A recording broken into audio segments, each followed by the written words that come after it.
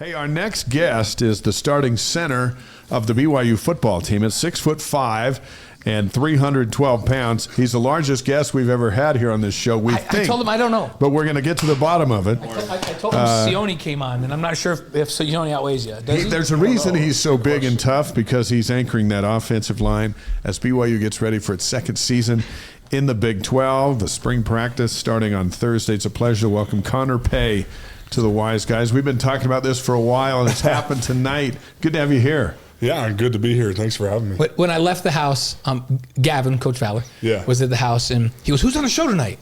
And I told him Coach Cleveland. He's like, "Oh, I love Coach Cleveland." I said, "And Connor's coming." And he goes, "You got to give him a hug." You can't say this on the air, but I think Connor might be my favorite player. So we'll just keep that between ourselves. Sounds good. I didn't tell anybody. I didn't tell anybody. So let's get to the bottom of our first question. Who's bigger, you or Sione? Hoo-ha. I'm taller than he is. You're taller for sure.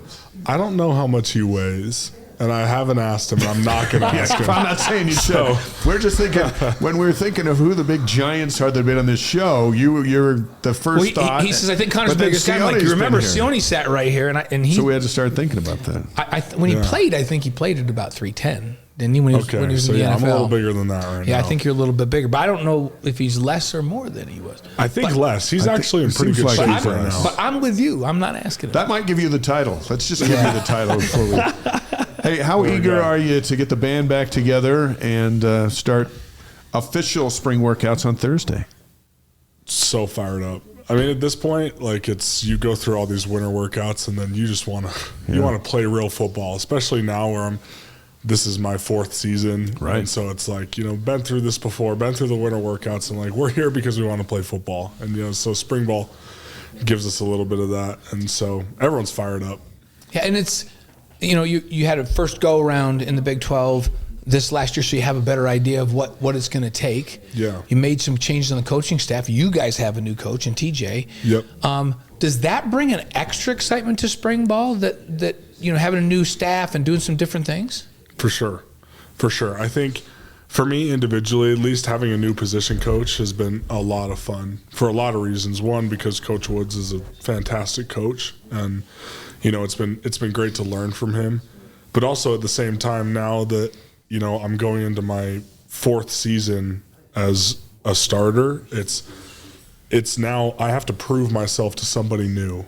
Which is exciting. You know, it's I have to go in spring ball and show Coach Woods that I belong in the position that I'm in, and try to do what he wants me to do and learn his system and how he wants things done. And so, for me, having been in the same system for the last 3.5 years, that's been actually a lot of fun, and I'm really looking forward to that. What do you like about him that can galvanize this group of linemen to be mean and nasty? The kind of mean and nasty that you learned you needed to be after year one of the Big 12. What is it about him that you think he can do?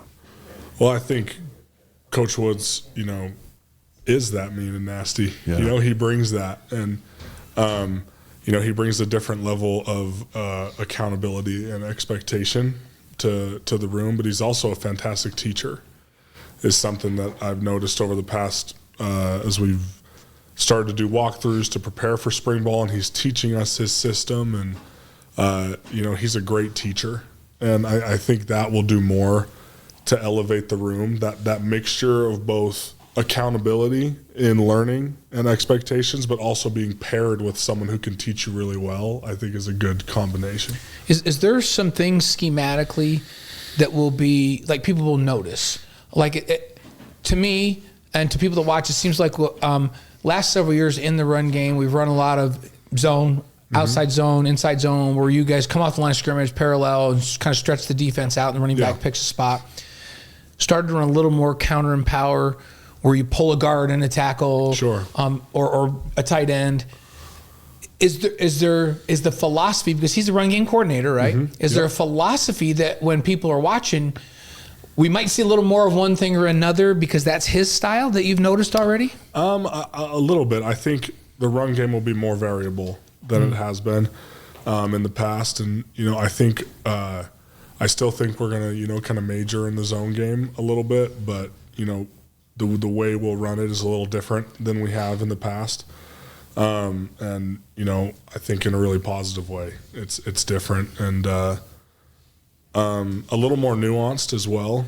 So, but a lot of things to put us in the best position to be successful. So, hey, was there a time, as we jump back to last season a little bit, early on in the season, because the run game was frustrating, no more frustrating than for you guys, but frustrating for everyone all season.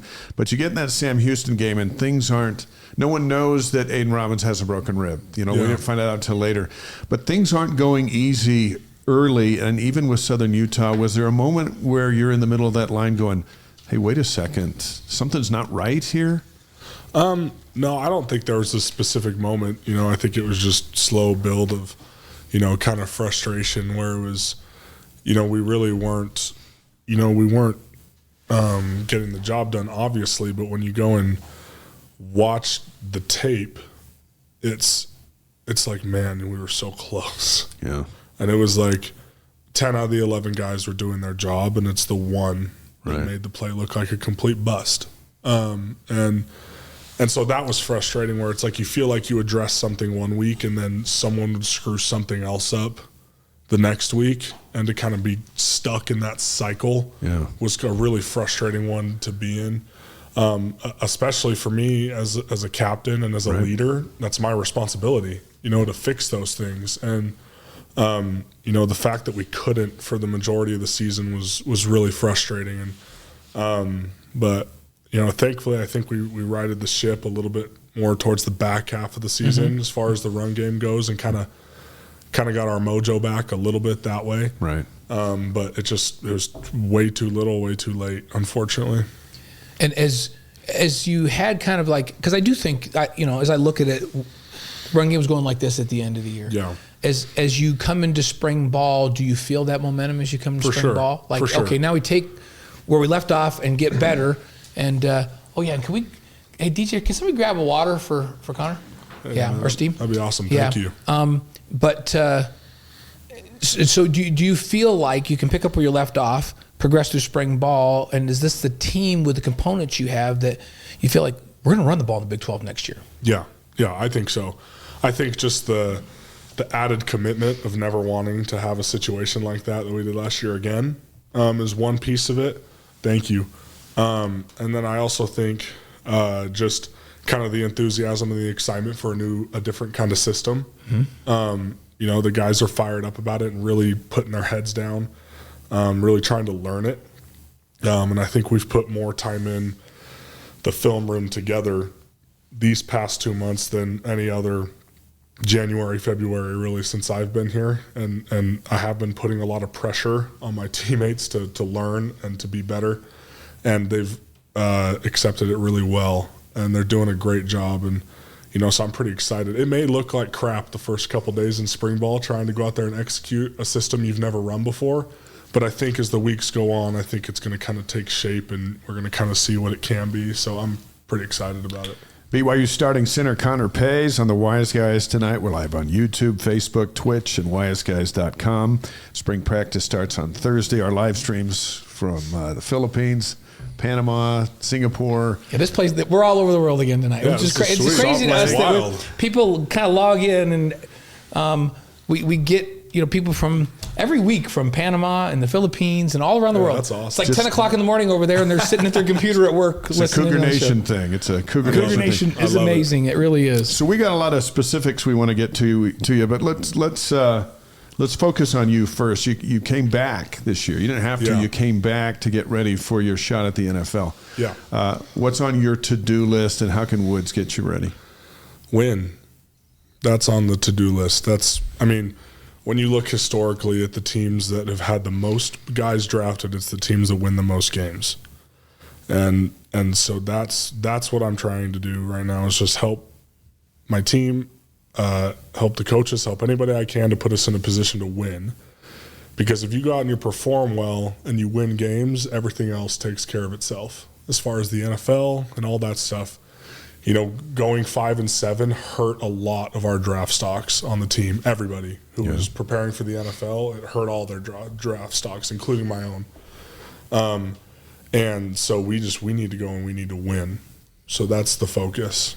And whatever it takes. Yeah, and as the folks, From a physical standpoint, is there a particular thing you're trying to get stronger at? Is there, what particular things are you working on to make you more equipped to execute this new offense?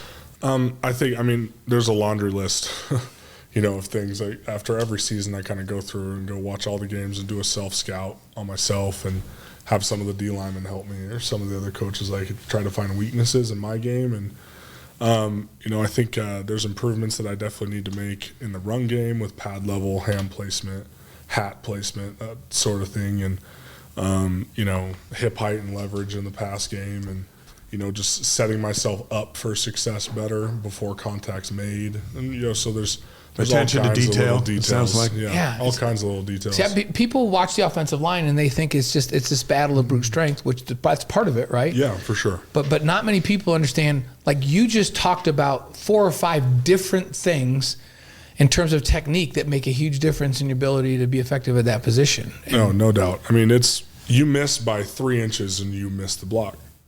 So Michael Zimmerman on the stream said, "Hey Connor, you're definitely a leader. So glad you came back to lead the O-line in its second season in the Big 12. Trying to be. On that O-line, Braden Keim, Waylon Lapuaho, Caleb Etienne. There's like 8 or 9 others, I think, in the room. Yeah. What do you like about this group? Just their, kind of like what I mentioned earlier, just their willingness and their dedication to do everything we can to get it right. Because when it came to extra work and film work and doing other things like that, there was some resistance a little bit last year to some of that kind of stuff, and there's none of that this year. Even after our walkthrough today, there was a group of us that went up and watched film and went over the walkthrough film. Nobody had to be there. Nobody asked them to be there. They just came. And so I think that just that willingness and that desire to learn and improve and get better is something that I think can help us go much further. We were going to ask you a little bit about Keanu Hill. He moves to tight end. In the run game, tight ends are a big part of the scheme in terms of being able to run the football and the blocking, and sometimes in the pass game too, when you max protect and the tight end stays in there. I think we have a pretty good idea what he can add to the pass game from that position. What have you seen from him that gives you the confidence that he can have an impact in the run game as well?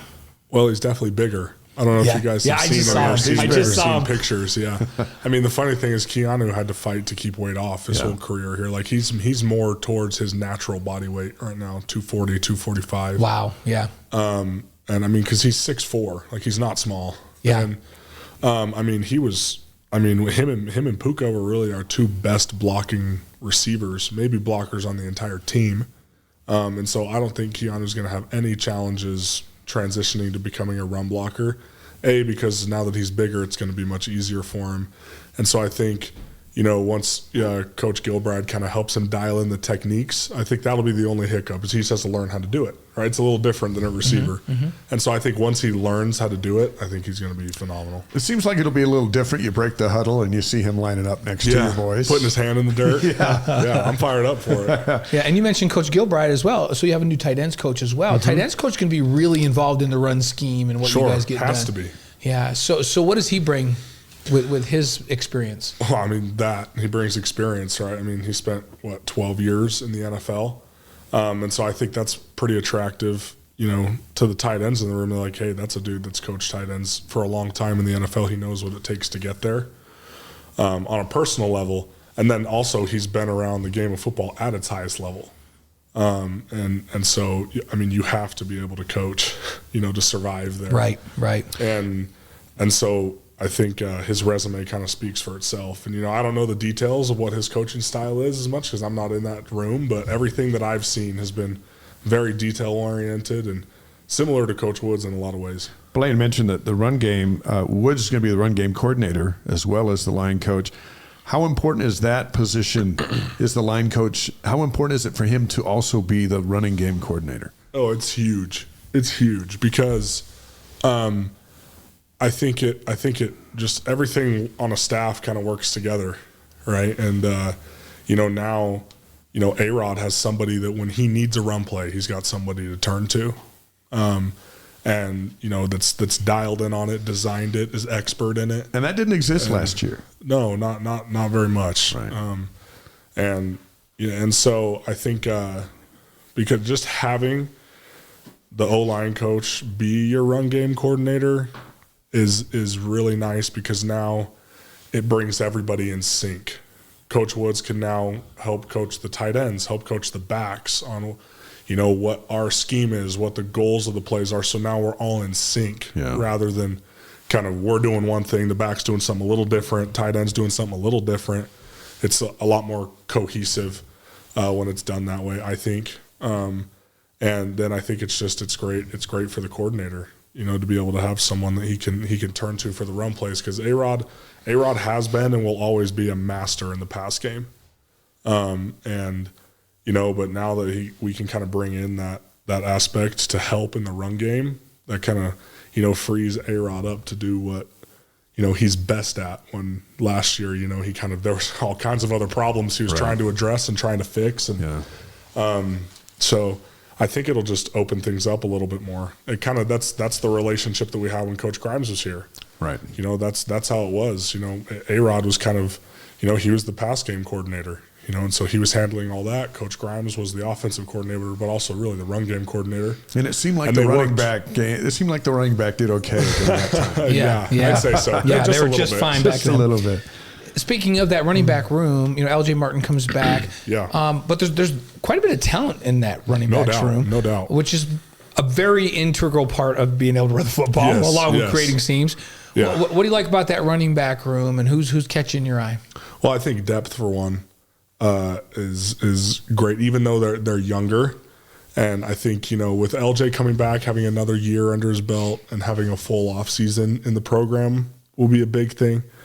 Just because, he was just a puppy last year, a young kid just trying to go out there, do what he was supposed to do, just survive, and now he'll have a whole off-season conditioning program. He's gotten bigger, he's gotten stronger, he's gotten faster. And, to get Hinckley Rapati back healthy will be huge. And then to have Miles Davis back. And then there's also just young running backs. We have 2 or 3 freshmen right now that have looked really good.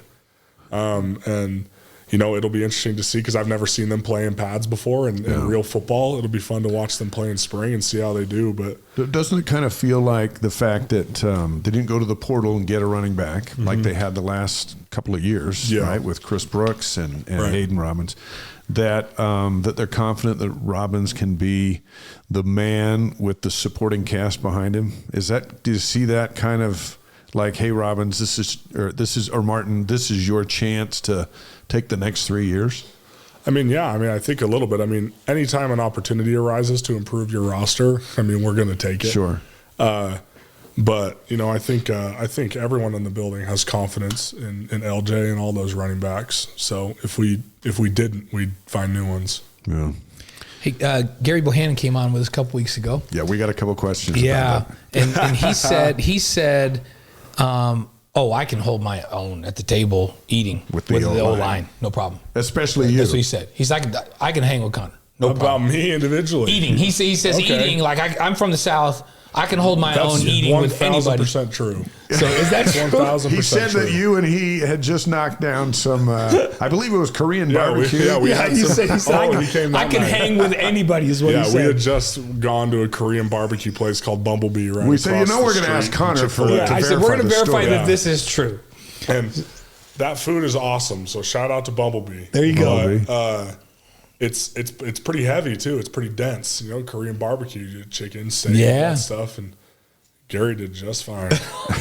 He did just fine. But again, not a small human being. Yeah. He's a big guy, and he's an athletic guy. We were really impressed with him as he sat here and talked to us about leadership and those kinds of things. Yeah. What have you seen from him so far that gives you confidence that he's going to fit in and do good things? Well, he fit in from day one, to be honest with you. And I think now also, having had so many transfers over the last 2 or 3 years, it's been pretty easy now for us to just be like, someone new's here, sweet, welcome, part of the family now. Yeah. Come, grind, work hard, and you'll be accepted in. But I think just, his dedication and also his consistency. he's the same person every day, regardless if things are good, bad, ugly, whatever. He's the same person, same energy, same enthusiasm, willing to push his teammates. And, you know, he's worked really hard to learn the system and the offense quickly. And so I've been really impressed with him.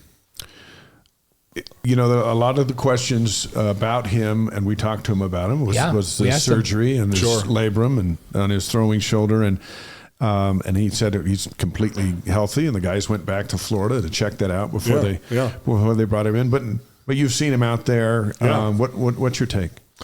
He looks great. He looks great. I would have never known, really, you know, that anything had happened to his throwing shoulder unless somebody told me. When you go back and watch his film at the year that, you know, when Baylor won the conference championship, when he was healthy, last time he was healthy, really. And you played against him, right? In Waco. He was, yeah, we did. He was a pretty special player when he was healthy. So. Yeah, pretty special, pretty dynamic. Yeah, so that'll be fun. He seems like a great fit. And from our observation with having him close. Yeah, it'll be fun to watch him and Jake duke it out. Yeah, we were talking at our family dinner last night. Actually, we were talking about you because we knew you were coming on the show. And I said, you know, no one knows the quarterback battle more than the center. Right. Who's going to spend more time with the quarterbacks than anyone else, up close and personal. And so we just thought it was perfect timing to have you on because there will be a competition between those two and a couple of the younger guys in there. I'm not going to ask you how it would go because we don't know, but when a team enters spring, you've entered spring in quarterback competitions, and you've entered springs when Zach's a quarterback, Jaren's a quarterback, and Keaton is a quarterback. What's it like? I mean, I think, honestly, it's not super different when there's a quarterback battle versus not. The reps might be divvied up a little bit differently, but spring is also a time for the coaches to get a chance to see everybody. Yeah. You know, and so it's, I mean, you know, was Keaton our starting quarterback last year during spring ball? Yes. But did we get plenty of reps with Jake and the other quarterbacks with the ones? Yeah. Because you know, A-Rod wanted to see what they could do too. And so I think because spring ball is a little different than fall camp. You know, fall camp, that first week and a half, you're trying to set a depth chart. Yeah. Where in spring ball, a lot of the times it's more you're trying to see what the whole roster can do. So you'll probably have reps because everybody just thinks about Gary and Jake, but Ryder Burton's still in the there's some good young quarterbacks in the program too. And I've had snaps with Ryder already and Trayson. So it'll be all over the place as spring ball usually is. Yeah. And so would you be surprised if there's a starting offensive line announced or even a starting quarterback before the second week of fall camp? Or do you think it'll go that late, or do you think it'll come out of spring? I don't think it'll come out of spring. I'd be surprised. Yeah. I'd be surprised just because so much can happen between May and August. A lot of work still being done that time, right? For sure. And I'd definitely be surprised because I think even back to 2020, Jaren and Zach were splitting reps pretty much evenly right up until that first game of 2020. It wasn't until the week of the game. That's right. That we knew. We forget that. They both ended up okay, didn't they? Yeah. They both ended up doing just fine. Who did you want to be the starter? I don't know. I was just wide-eyed freshman. You know, obviously, I knew Jaren, but Zach had been my buddy growing up. You know, we played basketball against each other, and so But Zach was also coming off a little bit of I don't remember if it was a shoulder or something. He wasn't fully healthy, but Jaren also wasn't fully healthy either. And now this is like the first time they were both healthy together again, and they were just battling out. And it's like you have two NFL quarterbacks on your roster. That was pretty fun to watch. Won a lot of games. Just for the record, we always had two NFL quarterbacks on the roster in the old days, but it's hard to recruit two of them now. Yeah.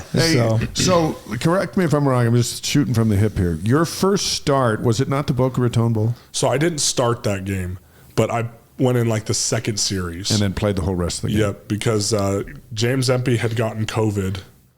That's right. And so Joe Tukuafu was starting at center that game. I was back up at both guard positions and at center that game.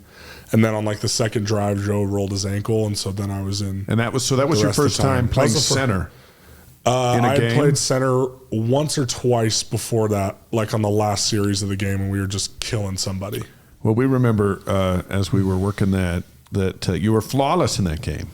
When a new center comes in, and with no mistake, Zach's throwing the ball all over the place. He's running for touchdowns, lighting up Central Florida. And that's where I remember that this Connor Pay, we got 4 more years of him. And here we are. Here we go. Here we go. Time flies. That was a good start, wasn't it? Well, isn't that crazy that's that long ago? And it doesn't seem like it was that long ago. Has it gone as fast for you as it has for us? Yes, for sure. Think about it. But I think you centered that game. Zach went to the Jets. He'll be gone from the Jets before you finish your BYU career. I know. I'm just old. No, but it's actually wild to think about. I'm going into my 5th season. Yeah. As a player, but I've only been back for my mission 3 years and 8 months. It's crazy. Just because I came back right before a season started. Yeah. And so, I'm 23, and so it's not you and but Zach, I'm like a 5th-year senior, which is wild. And 2 years from now, you and Zach will be back together at the Rams. That could happen. Yeah, that absolutely could happen. Awesome. Zach and Puka. With you and Zach and Puka together. Yeah. We talk about getting the band back together, that'd be okay. So. Connor Pay on the Wise Guys played in 42 games so far at BYU, 32 starts. If we had a cheeseburger eating contest among the offensive line, and we let Bohannon participate as well, who wins? Caleb Etienne. Not even close. Can he just pound it? Not even close? Pound it. He just pound it. Like how many cheeseburgers we He's talking a very enormous human being. Very enormous human being. Kalani said during his news conference announcing the signees that he said that Caleb has made strides this offseason that they're going to blow people's minds. Just what is it with physicality, mental? What's different? All of the above. Really? All of the so above. You've noticed it too? He's leaner. He's lost quite a bit of weight. I think he's down to about 320 now. Yeah, which is good for him. He's about 6'8", 6'9". Yeah, and he looks fantastic. He's moving really well. But I think also, just with how well Coach Woods teaches, he's learning a lot, and he's not out there wondering what he's supposed to be doing on those plays. And when he knows what to do and how to do it, he's a good player because he's a pretty freaky specimen. There's just Coach Woods has a phrase that I think kind of describes what Caleb kind of was last year, and he called it paralysis of analysis. Like, am I supposed to go here or there? Yeah, and then then the defender's by you, right? Right. And so I think, he's made huge strides in that area this winter. So good. That's great. We had plays where we would, after the review show, we'd go, wow, look at Caleb Etienne here. He obviously knew exactly what he was supposed to do because he just destroyed this person, right? And we're like, he knew exactly what to do. And then others were, we would go, well, how did he miss that guy? Well, because there was a moment of confusion at the snap. But rarely when he knew what he was supposed to do did he not dominate. Right. And so if he knows what he's going to do, he could be really good. Kate Porter asked you, how do you feel about the depth of the offensive line, and who's your backup? Pretty good. I mean, a lot of young guys. It's a young room. And they're not small guys. I've looked at the sheet. They're young guys, but they might be 6'8", 300. Yeah, exactly. Okay. Exactly. And who is my backup right now? That's a good question. There's been a ton of rotating around. Yeah. But who's going to play that center position? Peter Falanico and Sam Daw have kind of been the ones doing it.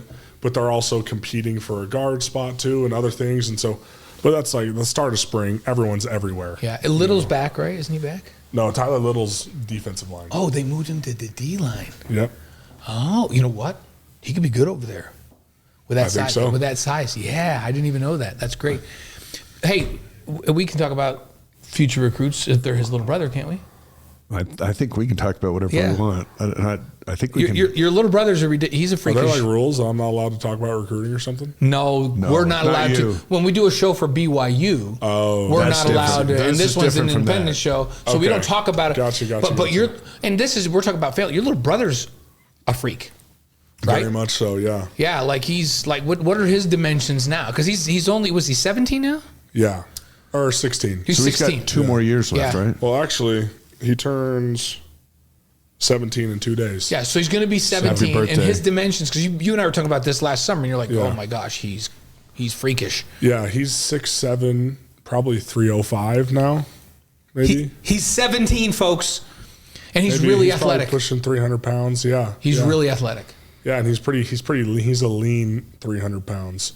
Yeah. So absolute dummy, but just did your dad spoken like a true big brother? Did your dad talk to your mom before all these giants showed up about, hey, this is how this is going to be? I don't know if my mom knew what your mom knew what she was getting into when she married your dad. We're gonna have your dad.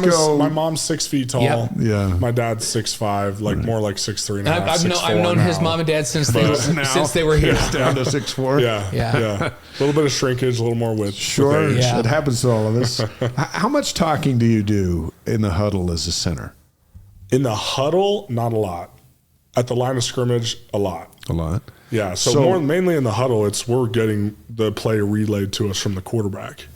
And that'll probably even be more so this year because I'm assuming the headset rule will be passed. Yeah, it seems like it will. How do they not? It's a stupid rule. After the Michigan thing, that's been a really pressure to get that. Right, like why do we have to learn all these signals, right, when you can just put a headset in the quarterback's helmet? Right, and the companies that make helmets have been making these for the NFL for years. Right. And they know how to do it. So the quarterback gets the call, we break the huddle, and you turn around, and then then what do you do? So first thing I do is I'm responsible for reading the defense. So I'll read first level, second level, third level. And you're looking, where's the linebacker at? You're calling front out, right? Yep. Calling out the front, and then depending on the play, there's about probably 6 or 7 different things I could do on each play, depending on what the defense shows us. And then there's different tags on the plays so I know where the motions are coming from and, if we're shifting at all. And, because that can give me a lot of keys on what coverage they're in. Right? If I see those linebackers bumping back and forth, I know they're probably playing zone. Or if he runs, they're in man, which changes our blocking schemes a little bit. It'll change the person ID. And that's been the great things about Coach Woods is he's taught me a lot about that kind of stuff, the read keys for a defense, and how to understand what coverage they're in, what they're trying to disguise.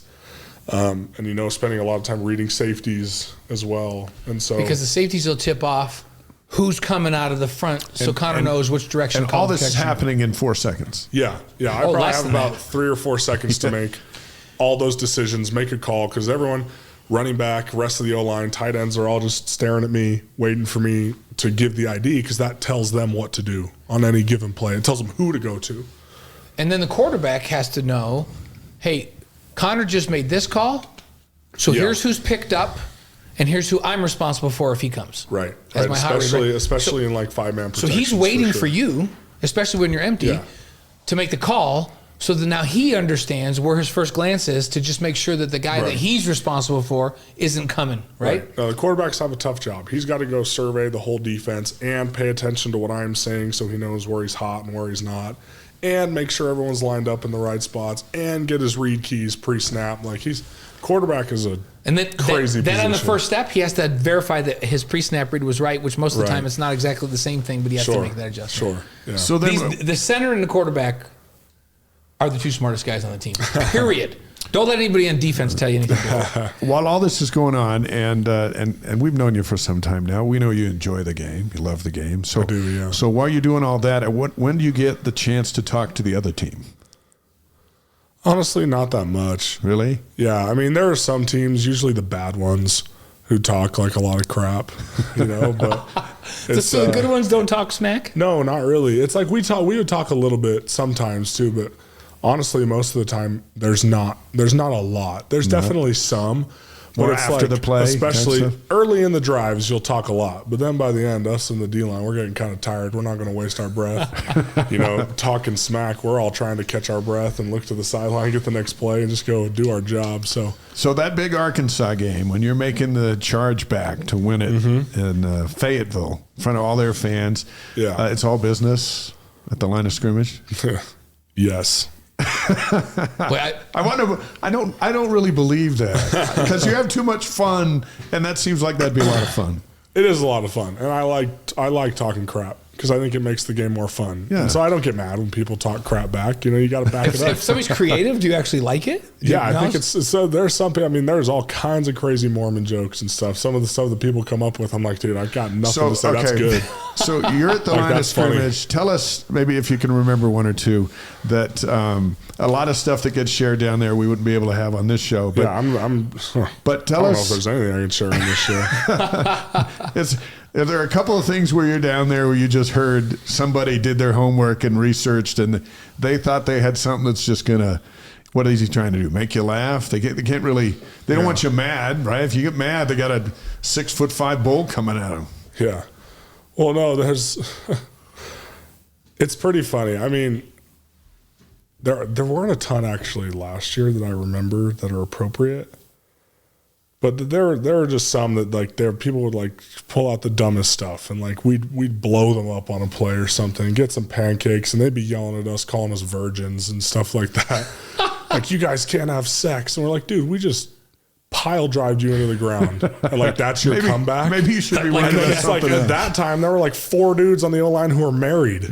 And it was like, dude, what do you mean we're married? We're getting way more than you are. And it's like, so it's just like people who they've read something but don't understand anything. They don't have it all. They'll make jokes like that about there's how more many wives we have and yeah. all that stuff, and that we're 30, especially like when Clark was here with his mustache, he looked pretty old.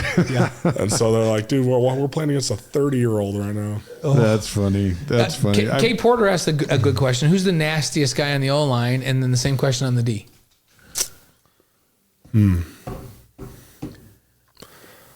Waylon brings some juice. Does he? Is he like, he just likes to smack? Would you vote for him over you? I mean, I definitely wasn't I'm not gonna say myself on any of these I've told everybody that Connor's got plays with the edge. And that's why we're here. You need a couple of guys that play with it. So other than you, is there another guy that really plays with an edge? Yeah, I would say Waylon. Waylon brings the juice, and he won't back down to anybody. Yeah. Is there somebody on the D line that would match up with Waylon and you, like that could plays with an edge and just a little bit nasty? Yeah, I think there's multiple. I think you kind of have to do that. D-line. You got to be a little psycho. Yeah. I think Batty definitely brings that a little bit. Yeah, he's a little crazy. You got some new John guys Nelson coming to that D line. And people don't forget how much missing John down the stretch last year hurt that interior D line. Yeah. Without him being healthy. Yeah. So my oldest Kellen started at free safety for a few years, and one day he came home from practice and I go, how's practice? He goes, good. Ray Fanga punched me in the face. Like with my helmet on, and I'm like, Ray decked him. I go, why did Ray punch you in the face? So, like, did you get in an altercation with him? He goes, no, like we were just walking by, and I go, what? So he just walked up and punched you in the face mask, and he's like, yeah, and I go, what? Why would Ray do that? And he goes, Dad, do you not know Ray? And I'm like, you know what? I really like Ray for that. I like Kellen's like, Ray's the guy you want on your team. Yeah, man. He just brings the nasty. It's all good. Because he's like, Ray punched me in the face. You're not even in pads yet. He's just being Ray, right? Yeah. And it's all good. We have a couple of those guys. Like, yeah, I typically try not to do anything after the whistle because I think extracurriculars are just kind of stupid. Yeah. And Plus they flag him like crazy now. I'll do some cheap stuff between the whistles for sure. Yeah, got to. Remember, you're the leader. You're the leader now. Yeah. All those young guys are going to see what we can get away with and what we can't. And we'll watch Connor. Hey, a couple more questions for you. Then we're going to hit you with 5 fun ones. The Cougarboard question of the week I'm going to throw with you in here. Yeah. Did you play basketball in high school? I did, yeah. You throw it down a few times? Yep. Okay, perfect. Tried. If you're not familiar with Cougarboard, folks, it's the largest online community of BYU fans, thousands of posts daily. This one comes from Coug Fan Blue, one of their insider subscribers. Which BYU basketball players over the last few years do you wish would play football? Ooh. And are there any current football players who you think could have played on the basketball team? And then one more, who would win a BYU football team slam dunk contest? Ooh. So it's a 3 for, let's start with the first one, make this easy. Yeah, basketball guys. Any basketball guys over the last few years you'd like to see on the football team? That should be out playing football. That are on the team currently? I think Foose. Oh, yeah, tight end. Foose could be a nice tight end or an offensive tackle. He could, because he could put another 20 on and be a tackle. Right. With those and the other one I think is probably Dallin Hall. Yeah, Dallin's built. Yeah. Like he's not a small person. Like he's 6'4" and he's built. What position would you put him at? I would put him at either tight end or maybe running back. Really? Yeah. Caleb Lohner, who left and is now and now at Baylor, like we always looked at him and Caleb's thought, a freak, my man. goodness, why is that kid not on the football team, right? All right. Any of your current teammates that you think could have been on the basketball team? That's hard because when I first got here, there was like a nucleus of guys who had like played competitive basketball in high school. There was probably 10 or 15 of us. Puka was a great basketball and we player. would play twice a week, all off season long. Yeah. So like I got to know those guys as basketball Blake Freeland players. was a good basketball player. Yeah, You were a good basketball player. Blake, Isaac, That's right. Zach Wilson, Jaron, Neil Pau. That's right. You know, and there were a bunch of other guys that were coming who were good players. Mitch Matthews was a while back, but was he a ball player too? Yeah, Anyone with size? he's a good basketball. Well, he would win a slam dunk contest, Mitch. So I would say, I still believe to this day that Blake could have played both. Yeah, I agree. Yeah, For he sure. could have. Yeah, he was Like like he could have Bronson done the or Bronson, yeah, Kaufusi. yeah, he could have easily. Blake was that good. So, But on this current group, I don't know. There's not a ton of like elite basketball players that I know of. Maybe because we just haven't played as much yet. Yeah.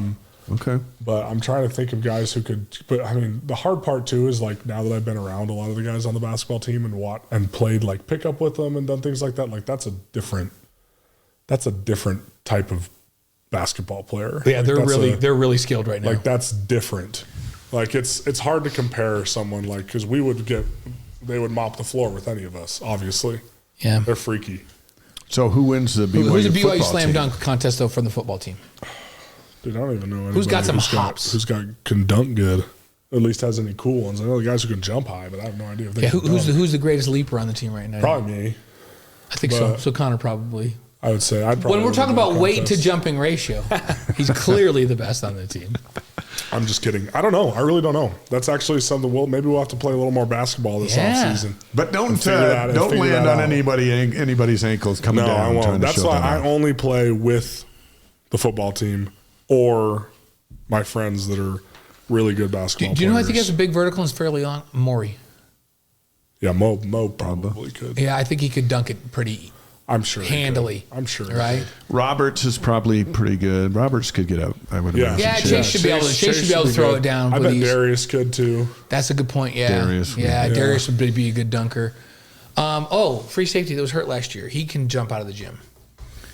That came back at the end of the year. I'm losing my mind. Talent. Talent, yeah. Yeah. He can jump. I haven't seen Talent play. I'll have to find out. Do you think Yeah. Bohannon could get up there? Yeah, Oh yeah. for sure. I don't know if Gary played like basketball Yeah, I in don't high know if school or he did or anything, not. but I'm, like I now would that assume. we've just named all those, I would assume. I'm going with Darius. Yeah, I think that's a safe bet because he's got really long arms. Yeah, he's taller, and he's really and athletic. he's really athletic. yeah. Wide receivers. So, so Gary was talking to us about growing up in, I believe it's Earl, Arkansas, and he was talking about foods that he liked and things. The next thing he starts talking about eating snapping turtle. Yeah. And we're like, dude, don't tell us, whatever you do, don't tell us it tastes like chicken. He goes, it does It's exactly taste like chicken. But he said it was just a small town. And we asked him, gosh, he had offers from everybody coming out of that small town. I said, what was that like for a 17-year-old coming out of this? And he goes, Bama and all of them. Yeah. he goes, didn't know any different. We're just our high school thing. We do this. And then he picked Baylor because it was kind of felt like a little bit like his hometown experience. Yeah. And that's why he's picked. And He told us Baptist that's why he background picked here. BYU now because it felt like home to him. Yeah. Yeah. Yeah. But snapping turtle and chicken. So next time you are dining on Korean barbecue Well, together, you can say, I hey, need- what about the snapping turtle? I need Caleb's mom to come back in town and make some of that Louisiana gumbo. Oh, because she cooked That great. New Orleans gumbo. I need some more of man. that. I didn't get any last time. she Michael was here, Zimmerman and I says was- Keanu Hill, but he hasn't seen Keanu lately. Okay, Kibo is pretty good. Kibo is in that group that would play Yeah. basketball with Yeah. us. Could But he he's get like up? 245 now. He would have Yeah, been dunking see. better at Who knows? 220. I Who don't knows? know. Yeah. All right. Well, you know what? As you're sizing guys up during spring practice, just in the back of your head, go, yeah, I think he could That could probably be a throw it good down. dunker. Yeah. I come back on the wise guys. I'm going to have a better report. The schedule's out. Anybody on there that jumps off the page, or is it the first one? Because it's going to be your last one, your Yeah, last season. Southern Illinois. That's who jumps off the page. That's the next time we get to play football as a team again. Well, Utah jumps out the page to me. It jumps off the page to us, too. Jumps off the page to all the fans. Yeah. Yeah. And there were games last year. I think you'd like another shot at Kansas, and you get them at Oh, home. no doubt. So those are the kind of matchups. And there were also games like, that they were just fun to play in, like going to Texas. That was fun. Getting to play in 105 or whatever that stadium is. Like, that's a cool experience. Wish we would have played a little better. And if we're being honest, we were probably just a little bit outmatched in that game in some areas, and kind of, showed some areas we need to grow and improve. You get Oklahoma State, who you had on the ropes at home now. This year, there's some. Yeah, that'll be fun. We gotta bring Kansas State here. Kansas State's been playing really well the last couple seasons. I think it's gonna be an awesome schedule. Arizona played really well last year. We bring them to Provo as well. You get some good teams here, which is fun. Yeah, it'll be good. It'll be fun, but obviously, it'll be really fun to play Utah again. And then but Southern Illinois is the focus. Because that's the next time we get to play. How important has the Royal Blue Collective played as a role in helping this football program move forward, supporting your guys? Yeah, tell us about that. It's been huge. I think just kind of the way college football is moving now. Money's going to be involved, and I believe, I might be biased as a player myself, but I believe it should be. And the thing that I look at is A, how much college football makes for the university. And then B, if you're going to sign a coach to a $10 million contract annually. Oh, with an airplane and 2 cars? With an airplane, homes, cars. I think you can dish out a little something for the guys on the field. He's talking about Steve Sarkisian. Yeah. We broke down his contract last week. But I mean, you look at Lane Kiffin, Steve Sarkisian, Lincoln Riley, Nick Saban. It's like when those guys started making ridiculous amounts of money, then the conversation kind of had to begin where it was like, okay, like that's awesome. You got to pay, the branch manager that much, but what about the rest of the employees? And nobody's hitting Steve Sarkisian. Nobody's hitting What him. about the salesman? And I'm not here advocating that we need to make all this money. Like, I'm an offensive lineman. I understand where I sit. But some support is great. But yeah, it's great. And I think if you get yourself to the point where businesses want to do deals with you, then you deserve that money. If you don't, then you don't. Or if you suck on the field, you don't deserve that money. If you play well on the field and you perform for the school, for your teammates, I think you do deserve a little bit. And I think how much and when and all that stuff is, that's kind of, not my decision to make. But I do believe that there should be something there simply because of the revenue we bring in. Right. If you don't look at anything else other than that. Well, Gary even mentioned, because we asked him about that, because he's been exposed to different places. Yeah.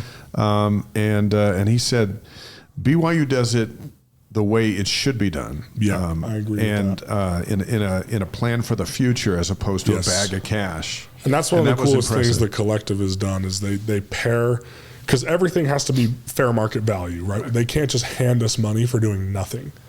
And so what they've done is they've attached it to a mentorship program where it's like when you sign with the Royal Blue Collective, you're assigned mentors in fields that you're interested in.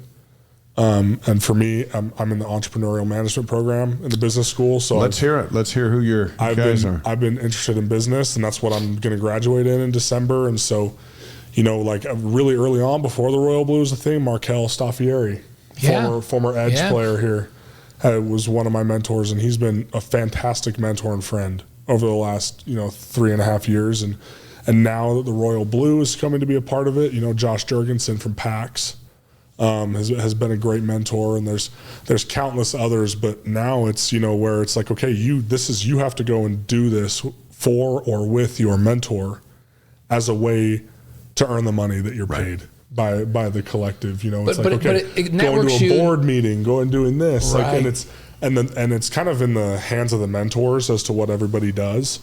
And it's because it sets you up for life. And I think that's one of the coolest things. I think I'm very fortunate that I met Markel early on, CEO of a financial firm called Roving Capital.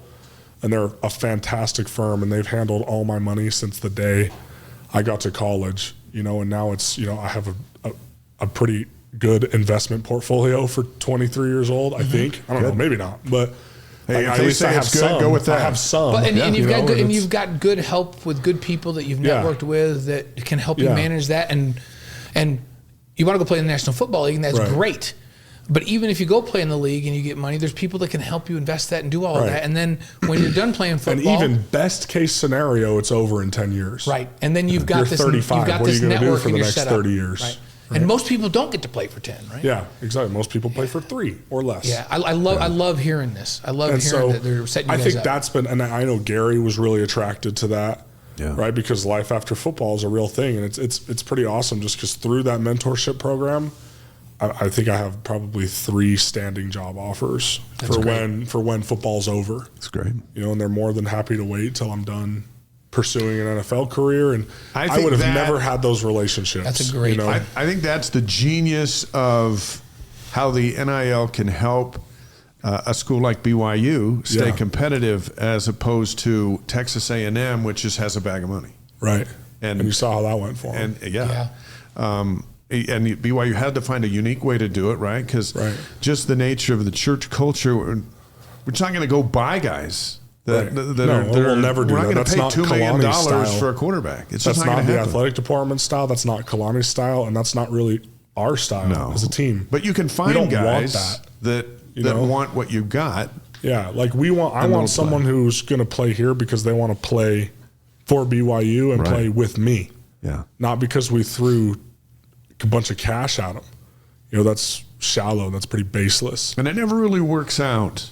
No, unless you got you're Alabama and you got a whole team that's getting all that. Give everybody, but they're in a different place. But then I think they had the difference is too. They had a coach in Nick Saban who, would smash out anything that was, any form of entitlement and other things like that. But I think NIL was a big reason why Nick Saban decided to call it quits. He came right out and basically said he hates it.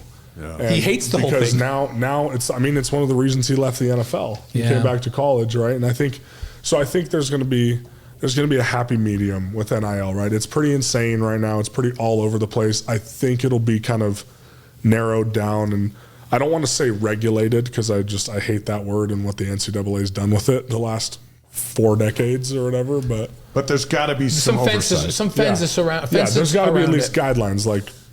For the NFL, there's a cap hit, right? There's a cap limit and things like that. I think there's a bunch of places that money needs to go and things. I think college football specifically, probably basketball too, will move more towards probably a semi-pro type of format. It feels like it, especially with like the P4 coming together, and now.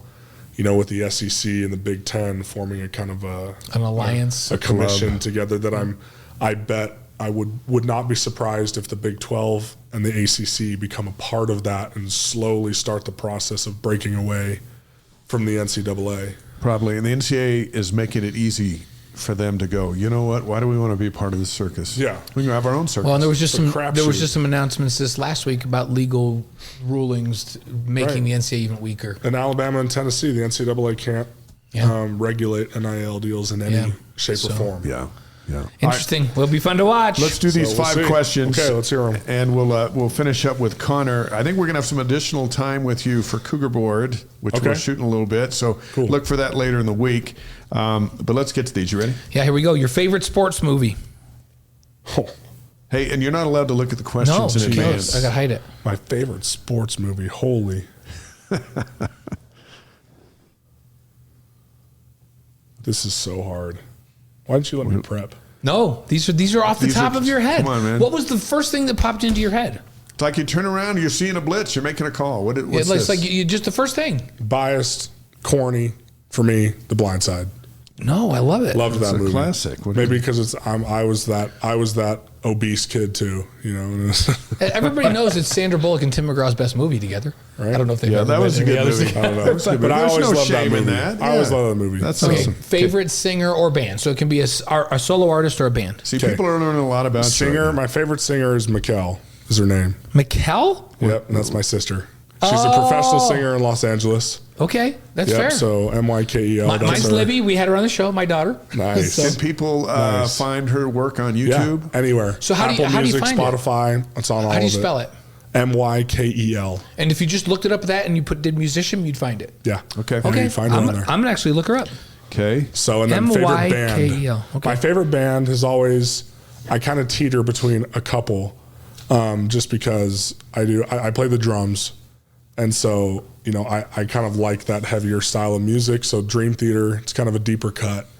But that's been my favorite band for most of my life. Dream Theater. And Rush has been right there with them. Oh, yeah, because Rush's drummer is special. And then I do love the band Slipknot. So that's a little on the heavier side. His favorite band is AC/DC. There you go. Yeah, they're a great sports band. I was watching some clips from Stadium of Fire last year when Journey was here. Did you go to that? Yeah, no, I wasn't able to. I think I was out of town, actually. I was at we spent 4th of July at my aunt and uncle's house in California. He won't tell. He hosts it, and he won't tell us. He knows who is coming this year. Okay. That was, I was thinking at least when we're off the air, will you tell me the genre? Yeah, he's going to tell us after we get off the air, but we're going to be sworn seekers. Because if it's not a genre that I like, I'm not going to go. So with all of that, what's your favorite warm-up music? Like when you're during warm-ups, what music do you want to hear? I'm kind of, because I love all kinds of music. So my pregame playlist will range from like classical music, almost like movie soundtracks type of thing, to hip hop and rap music, to heavy metal music. I'm all over the board. And so I just have a playlist of those songs that just kind of get me fired up, and they're across all kinds of genres. Okay. So during the pregame show, when we're watching you warm up and you're kind of this and that, you could be listening to anything. Yeah, I could be listening to freaking Beethoven, or I could be listening to... So if you had a walk-up song, like for baseball, Lamb of God, and you pick your walk-up song, what is it? So my baseball walk-up song in high school is Arm & Hammer by Kevin Gates. Okay. So it was Arm & Hammer by Kevin Gates. Big home run hitter, I imagine. I like it. Okay, this is maybe the most important question about your favorite breakfast cereal. Reese's Puffs. Reese's Puffs. I love those. That's like my guilty pleasure. Is Reese's Puffs. And you got a Captain Crunch guy right there, and you got a Cinnamon Life guy right here. Now look, when you break open a box of Reese's Puffs, does it survive the meal? No, I eat the whole thing. Typically. See, well, and it's like it's kind of expensive. So like I don't buy it on my own. I just wait until my parents have it at the house, and then when I'm home on Sunday or something, it's out. It's all I'll about just pound it. Fantastic. Okay, you served in Washington D.C. 18 through 20. Yep. Favorite mission moment? It's hard to pick a favorite one, but yeah, that's tough.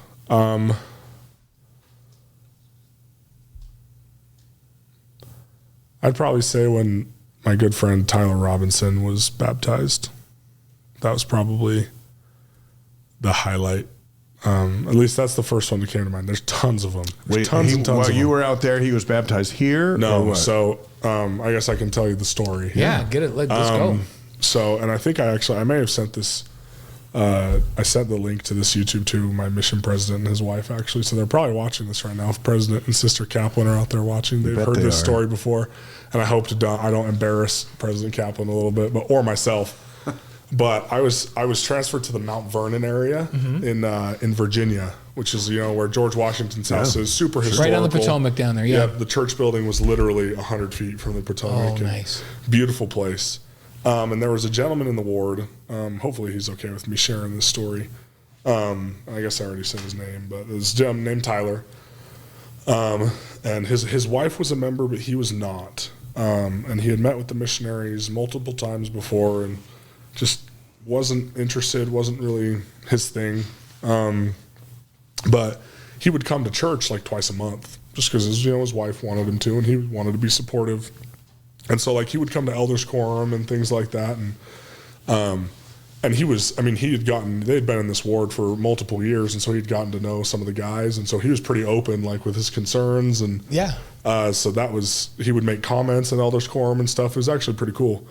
But he was a bigger guy. He played football, and I think he had designed his job. He designed oil rigs and stuff, and was a steel worker and things like that. And so, but I felt like I really identified with him, and so just getting to know him a little bit. And he was always super nice to us, face to face. But whenever we would ever bring up, coming over, maybe sharing a message, his wife would just like totally shoot us down. Because he wanted us, he'd be like always just like, yeah, just talk to my wife about it. And then totally would just shut us down like, hey, he doesn't want to talk to the missionaries. Please just like leave us alone. And so we're like, man, this sucks. And, naturally whenever we were in the area, it's hot in Virginia. So we'd go over and ask for water or something and just do whatever we could. But his big challenge was always the temple for him. And he didn't really understand why a building had to be between him and God. How he had to go into this building, go perform ordinances and make covenants there in order to get back to God. That just didn't compute with him. That's an interesting thought. He's like, why can't I just have a relationship with God? Why isn't that good enough? Was kind of his concern. And the Mount Vernon ward was a pretty crazy ward. A lot of older people in that ward, very wealthy, very successful, multiple former mission presidents in that ward, and just really hyper successful. I mean, that area of DC was kind of just like that. But I remember we had an elders quorum lesson on the temple, and we had a former mission president. His name was President Peterson. Tyler had made a comment expressing some of his concerns, and President Peterson kind of just took 3 or 4 minutes and just answered his question and kind of basically just taught him the doctrine of temples. And for whatever reason, it just clicked with Tyler. And this was near the end of my time there. I was in that area for 6 months, and I'd been praying for this guy every day. I was like, we got to find a way. And so getting pretty frustrated. It's been 5 months of that and nothing. I'm kind of reading the writing on the wall from my mission president that my time there was probably coming to an end. Right. And I was like, oh my gosh, we got to figure out how to make this happen. And so Tyler, after that comment from President Peterson, you could tell Tyler was like, oh, I never thought about it that way. And it kind of clicked with him. I was like, oh my gosh, we got to talk to him. But I know if we just approach him directly like that, that's probably not the best way to go about it. Talk to my wife. Yeah. And so, just had the inspiration, I guess, to just go and ask him how we could teach, the temple better, because obviously missionaries had taught it to him poorly in the past.